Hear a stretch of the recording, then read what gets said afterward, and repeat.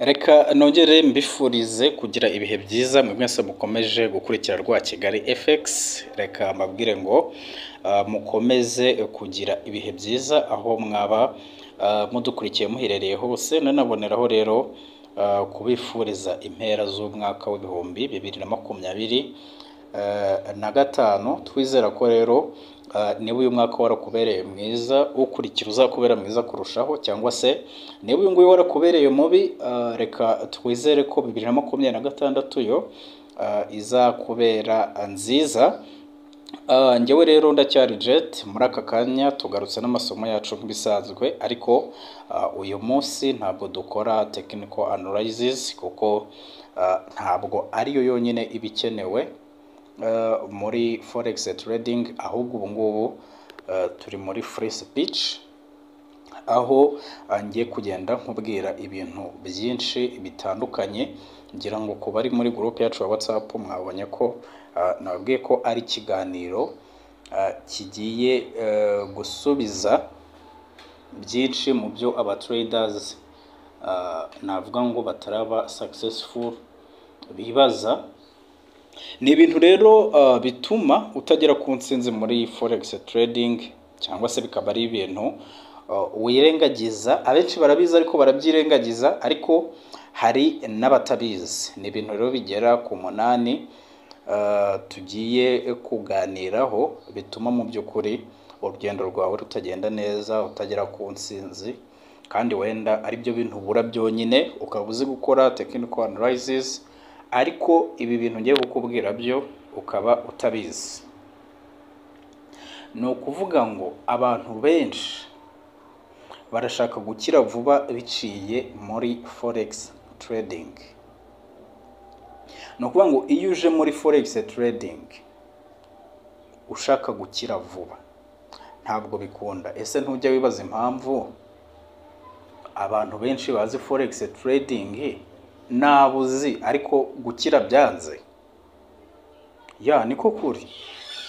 Abantu benshi baba bashaka gukira vuba biciye muri forex trading. Ndaguha urugero. Urazana utudolari 100 twawe muri forex trading, nta n'ubumenyi buhagije ufite, cyangwa se unarabufite buhagije, ariko kubera icyo kintu cyo kuvuga ngo urashaka gukira vuba, ndashaka gukira vuba, wenda bitewe n'ibyo ugenda ubona ku mbuga nkoranyambaga, runaka ya tradinze umunsi umwe akoreye miliyoni 10, ukumva ko nawe nuza ariko bizagenda. Oya, ziriya ni imbuga nkoranyambaga. Ibyinshi biba ari ibinyoma. Ibyinshi biba ari ibinyoma. Forex ni umwuga ugomba kwiga witonze, nk'uko ujya kwiga ubwubatsi ukabwiga imyaka 3 ukanakomeza muri kaminuza. Urumva ariko icyo gihe uba wize, wanasoza ukabura akazi. Na forex rero ni ibintu ugomba kwiga witonze, apana kuvuga ngo ndabyiga ngo kwezi kumwe, ndabyiga amezi 2 ngo mpita njyamo ngo nkore nkire. Ntabwo bishoboka. Abantu benshi bishingikiriza kuri forex trading gusa. Kwishingikiriza kuri forex trading gusa, kumva ko uzabaho kubera uzi forex trading. Urashaka kurya ari uko wakoze forex trading, urashaka kwambara ari uko wakoze forex trading, urashaka gusohoka ari uko wakoze forex trading, urashaka kugura imodoka ari uko wakoze forex trading. Ntabwo bikunda. Abantu benshi bajya bambaza, ariko ahari biba byapfiriye mu mitekerereze. Arampamagaye arambajije ngo none se ngo buriya ngo tunzwe na forex trading gusa, cyangwa ukabaza ngo none se ngo ukora forex trading yonyine mu buzima. Ubwo abagira ngo yumva ko mubwira ngo yego, ahari wenda agirira icyizere, ariko ndizera neza ko ntawe nigeze ansubiza ngo yego. Ahubwo nanaboneraho kugira inama abo bantu. Niba uzi gukora ikintu kimwe, uri umuntu w'umugabo, hari ikintu kikibura. Umuntu w'umugabo ntabwo agomba kuba afite source of income imwe. Ushobora kuba ukora forex trading uyikorana n'akandi kazi, cyangwa ukawikorana n'utundi tuzi turenze tubiri, dushobora kuba dutatu. Kugira ngo hari abatrader muzi na hano mu Rwanda badakora forex trading yonyine, akaba yikora ariko afite n'ikindi kintu agenza ate akora. Ku bantu rero mubaza ngo none se ngutunzwe na forex trading yonyine, si nkubwira ibintunze, ahubwo ndakubwira ngo oya. Niba rero wishingikiriza kuri forex trading yonyine, ntabwo uzabigeraho kuko uzahorana ya pressure. Landlord niba ukodesha ushobora kuba bigeze nko kuri 25, ubona hasigaye iminsi mikeya ngo wishyure inzu, ariko nta mafaranga ufite. Ariko wenda niba ufite nka funded account wenda y'ibihumbi 10, ibihumbi 5, ukavuga uti reka noneho nshake setup hasi hejuru mbona uko nishyura nyirinzu. Icyo gihe bizagushyira kuri pressure, bitume ufata trade zitarizo, bitume nugira nka losing trade, cyangwa se wagize trade yahombye, bituma ushaka kuyagaruza mu buryo runaka butari bwo. Wenda icyo ngicyo nshobora kuza kukigeraho. Kwishingikiriza kuri forex trading yonyine rero ntabwo ari byo. Niba nawe uri gupanga gukora forex trading yonyine, uri mu buyobe. Ahubwo hari umuntu uba ufite akazi ke, akavuga ati reka nige forex, yabona profit kabiri kakazi kakavamo, aho ngaho uba wakishe. Ahubwo wakongera imbaraga muri forex ndetse no muri kakazi ugakomeza ukagakora nk'uko bisanzwe. Nuvuga ngo muri forex ushobora gukuramo menshi aruta yo mu kazi wari urimo, ariko nubona yandi menshi yo muri forex n'ayandi yo mu kazi akaza, baca umugani ngo ntawanga ijana mu rindi, nta n'amafaranga aba make, yose ugakomeza ukayinjiza. Kuko n'abakire tuzi ntabwo bakora ikintu kimwe, ntabwo bakora ikintu kimwe. Ibyo ni ibintu bisanzwe. Abantu benshi rero bakunda guhora bashaka gutekinga action. Ni uguhora ushaka kuba uri gutrading. Hari abantu bagira konte ariko akumva ashaka guhora mu isoko, akumva ashaka kujya mu isoko, kabone nubwo nta mpamvu yaba afite yo gutuma ajya mu isoko. Ubwo muri izo mpamvu mvuga ni nko kuba wabonye setup uba ushaka ngo ujye mu isoko, cyangwa se pattern uba ushaka kugira ngo ujye mu isoko, ya signal nyine ubu ijyanye na strategy yawe, ukabona nturayibona neza, kandi urashaka gutradinga ukabura trading. Ariko nyamara ugiye mu isoko ukoze buy cyangwa ukoze sell, cyangwa ugiye long cyangwa ugiye short, bitewe na trade na trade ukora. Ushobora kuba ari future cyangwa forex cyangwa synthetic n'izindi, ukabugiye mu isoko ariko nta signal yuzuje ibyangombwa ijyanye na strategy ufite. Hari abantu bafite iyo mitekerereze, akumva ashaka guhora mu isoko. Ibyo rero bizatuma ufata za trade zitarizo, zitujuje ibyangombwa, bigushyire muri loss. Kandi iyo ugiye muri loss byagenze gutyo, ibitekerezo bitangira guhinduka mu mutwe. Abantu benshi barahubuka. Umuntu arabyuka sangahe, agafata computer ye cyangwa agafata telefone yiwe, akajya muri trading view, akibona ibintu biri kumanuka, birimo biramanuka cyane, agahita akora sell, nta kindi kintu atekereje. Yamara gukora sell ahubutse, kubera ko abonye ibintu birimo biramanuka, bikaba birazamutse, wenda bishaka no gukora pullback, akabona agiye muri loss, akabara bifunze, bikongera bikamanuka, we yavuyemo akabasubiyemo, arongera akoze sell, birongeye bikoze pullback, agahora muri urwo kugeza igihe borrowing account, bitewe n'iki n'imihubukire. Umuntu rero uri guhomba gutyo bitewe no guhubuka kwe n'ubujiji bwe, uwo munsi ntushobora kurangira ataborrowing account, kuko ayo mafaranga ari kugenda ahomba bitewe no guhubuka kwe, biragenda bikamwangiriza mu bwonko, agatangira gutekereza ati aya mafaranga mpombye nayagaruza gutya, nzamuye karoti size byaba byiza kurushaho. Ibyo bikajyana n'ikintu cyo kwihorera mu gihe wahombye. Ariko wa muntu wahubutse birangira akoresheje noneho ikiruta size kinini. Umuntu rero uri muri iyo situation nta nubwo ashobora gutegereza ya signal nziza ijyanye na strategy yiwe, ahubwo iyo bizamutse arazamuka, byamanuka akamanuka, cyangwa byazamuka wagaseringa, kuko abavuga ati kuva bizamutse cyane buriya bigiye no kongera kumanuka, ariko bikikomereza ugasanga biramurangiranye, ugasanga birangiye avuga ngo trading ni scam, ngo ni urusimbi, ngo ibintu yankoreye, ngo ngewe ngo n'abazayivuga bose ngo nzabatuka. Nabo usanga bari mu makomenti y'aba traders runaka bavuga bati ngo mugende mwabisambo. Oya, ntabwo ari ibisambo, ahubwo biba byarapfiriye kuri wowe, niwe ufite imitekerereze mibi, warahubutse, isoko rirakwemeza. Kuko isoko, munyihanganire gukoresha iyo mvugo, ntabwo ari bene wanyu, munyihanganire ariko gukoresha iyo mvugo.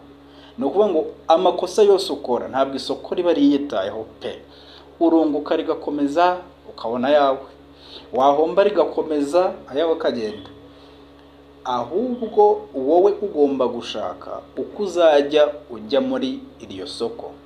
Bimeze nka wa mukino w'abana wo gusimbuka umugozi, iyo abana barimo barazunguza babiri, wowe ureba ukuntu umugozi umeze ukajya gusimbuka.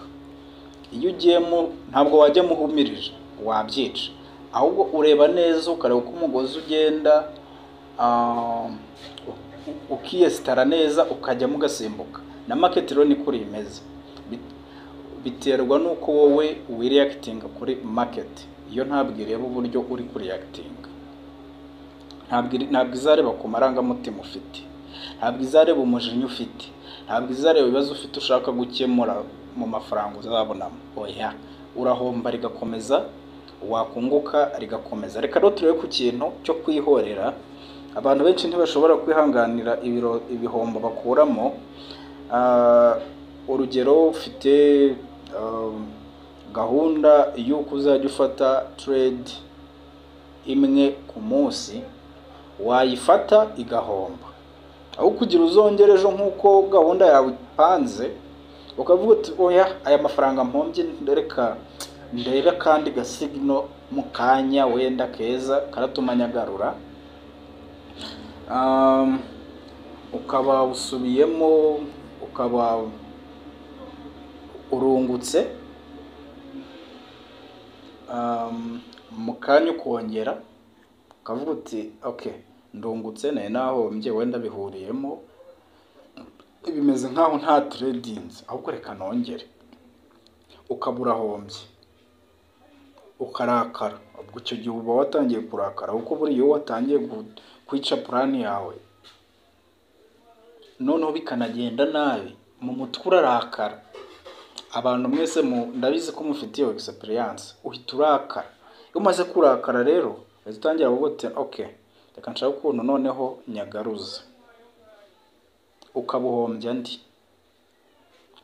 Icyo gihe bizaba bimeze nka byindi tumaze kuvuga byo guhubuka, nibwo uze tutangira kuzamura lot size, kugira ngo nibura nirizamukaho 3 pips dukeya yayandi wombye yose agaruka. Ariko ndakubwiza ukuri yuko iyo uzamuye lot size bikajya mu cyerekezo udashaka ko bijyamo, ubona uburyo amafaranga ari kugenda ari menshi, ukabifunga. Iyo bifunze ugira umujinya, noneho biba bivuye mu kurakara, biba bije mu kugira umujinya, ugatangira kurakarira isoko. Ibyo nibyo bita revenge. Noneho uhita ukora full margin, nta stop loss, nta take profit. Uba uri ku rwego rwo kudakoresha stop loss cyangwa take profit. Ibaze rero kujya mu isoko nta stop loss, ni nko kujya mu modoka irimo umuriro gusa itagira feri, birangira upfuye.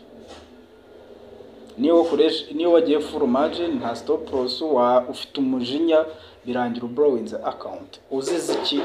Uzize kwihorera kuri ya trade wari uzinze bwa mbere.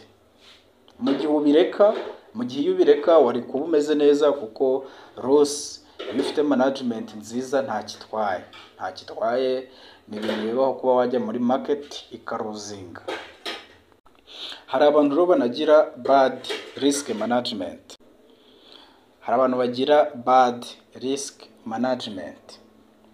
cyane cyane ku bantu barimo barakora ku bintu by'ama-prop farms ariko batazi ibyo ari byo.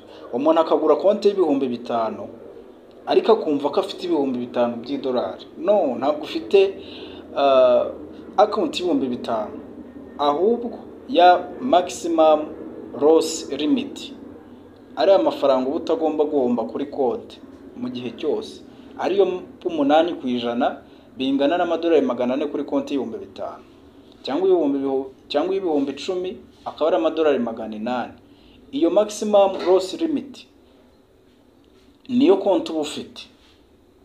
Tugaruke kuri konti y'ibihumbi 5, uba ufite amadolari 400 gusa.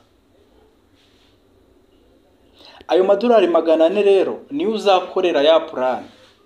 Ntabwo nibavuga ngo riskinga 1%, ntabwo uzariskinga 1% y'ibihumbi 5, ahubwo uzafata 1% y'amadolari 400 niba ariyo ushaka kuriskinga.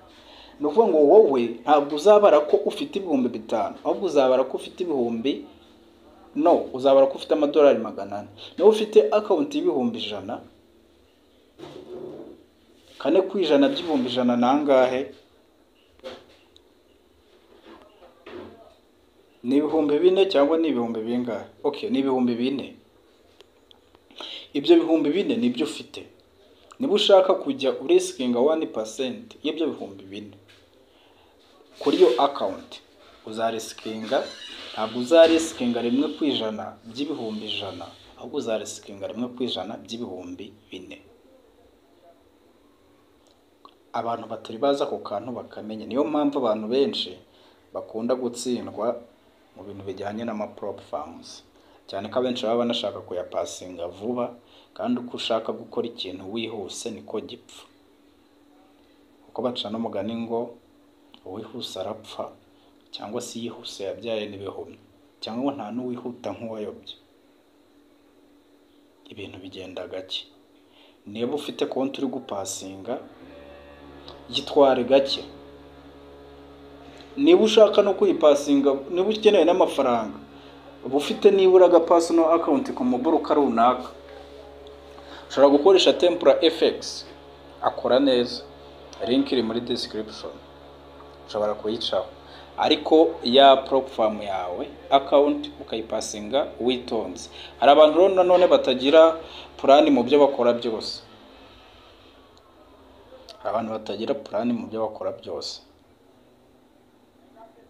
Ugasanga nyine ni umutrade ariko nta plan afite agenderaho, nta rupapuro yanditse ibyo agomba kugenderaho kugira ngo trading. Just waraza agafungura computer akabayinga agaselinga, nta lot size agomba gukoresha, imuje mu mutwe niyashyiramo, ntabwo uzabigeraho. Ariko ibi byose tumaze kuvuga nubigenderaho, ukongera ukisubiramo ukareba ese ibi byose tuvuze ntabwo biri kukugonga, n'igitekerezo cyawe kirakenewe. Niba iyi experience uyifite ushobora kuyisangiza abandi, nabo bakagenza gute bakabimenya.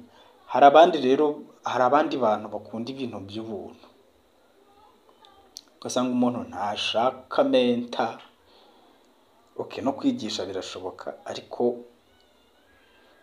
niba wumvise ngo hari igitabo kiri gufasha abantu cy'amafaranga make, kiguri. Yego nta menta ufite kuko ni menshi, ashobora kuba ari menshi,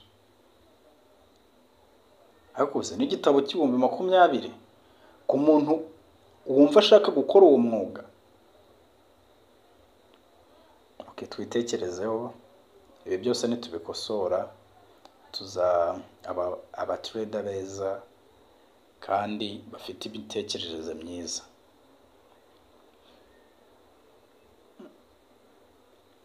Reka nsoreze aha ngaha. Aribwo bwa mbere udusuye, ushobora no gukanda buto ya subscribe kugira ngo tujye tubana mu biganiro bigiye bitandukanye tugenda tubagezaho.